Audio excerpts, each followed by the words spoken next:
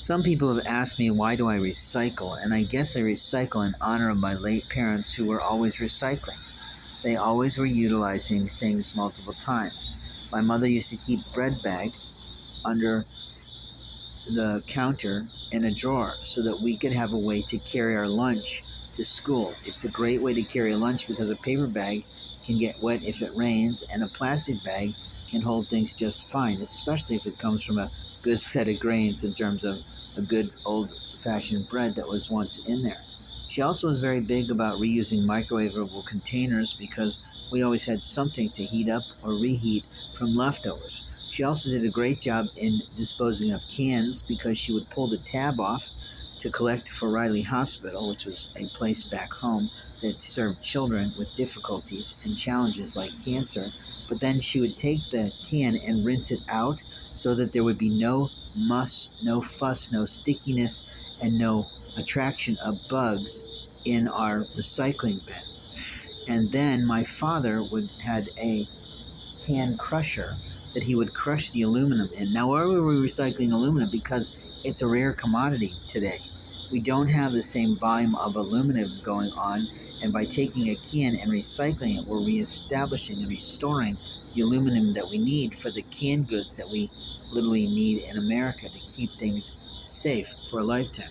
What I'm always recommending people to do at this time in September and heading into the late November is to always collect an extra can of food at the grocery store when they go. Just pick up one extra can each time you go to the store, or two or three if you can afford it, and you put them in your pantry. Because when winter comes in December, January, and February, sometimes the inclement weather makes it really tough to get out. So if you're collecting some simple canned goods that don't have rough syrups in it, you can make various foods at the table. You can make various stews in a crock pot, and you can make very good food in the oven if you're careful. My mother was notorious for making unusual foods sometimes with things like that, but she was also very good at having overstock in an extra freezer. But as you know, extra freezers have to remain locked most of the time so that children and other things don't get into them, especially if they're stored out in a garage. We do have people today that do try to walk into someone's household without asking permission. We also have people that will try to break into a garage during the holiday time because they think they're going to find things that they can sell online. That's not acceptable. Everyone has a right to their personhood, which is their individual self for safety. We don't have the right to go commandeer someone and ruin their records. Our records are the next things, or our documents are the next things, our legal documents are the next things that belong to us.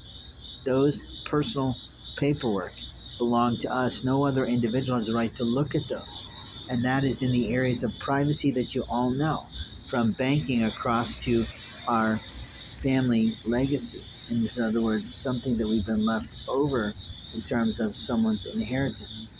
At the same time, we have medical records that are way private. It's nobody's business in our community, in our neighborhood, or in our family, even, especially if they're not the person who owns the records. Now, I talk about this regularly, and the final thing, of course, is our possessions. Our possessions are the things that we have purchased for ourselves over a lifetime. They're our interior decor. They are the things we got when we were traveling. They are the presents we received over a lifetime of celebrations, and none of those things belong to someone else. They solely and singly belong to us, and nobody has the right to take them, use them for blackmail, or steal them and put them someplace else. That is immoral.